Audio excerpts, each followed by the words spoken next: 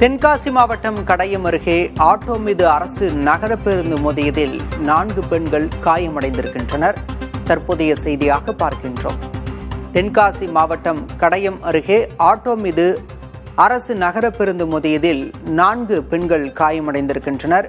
கடனா நதி அணை அருகே பேருந்தை திருப்பிய போது பிரேக் செயலிழந்ததால் விபத்து ஏற்பட்டதாக தகவல் வெளியாகியிருக்கிறது. கடையம் அருகே இந்த விபத்து நடந்தது குறித்து போலீசார் நிகழ்விடத்தில் விசாரணை மேற்கொண்டிருக்கின்றனர்.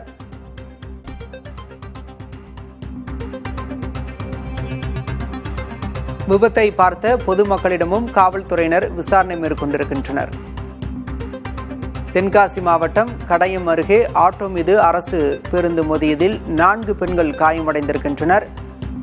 ஆட்டோ மீது பேருந்து மோதியதில் பேருந்தின் முன்பக்க கண்ணாடி முழுவதும் சேதமடைந்திருக்கிறது. ஆட்டோவில் பயணித்த பெண்கள் காயமடைந்திருப்பதாக முதற்கட்ட தகவல் வெளியாகியிருக்கிறது. பிரேக் பிடிக்காததன் காரணமாக இந்த விபத்து ஏற்பட்டிருப்பதாக முதற்கட்ட தகவல் தெரிவிக்கின்றன.